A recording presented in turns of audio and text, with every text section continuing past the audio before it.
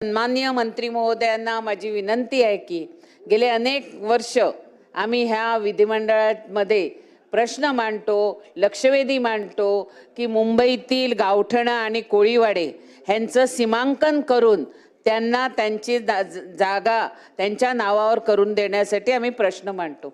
परंतु मंत्री महोदयाने बैठक घेऊन मुंबईतले आमची जी गावठणे आहेत आणि कोळीवाडे आहेत त्याच्या माझ्या मतदारसंघातल्या त्यांचं सीमांकन झालेलं आहे।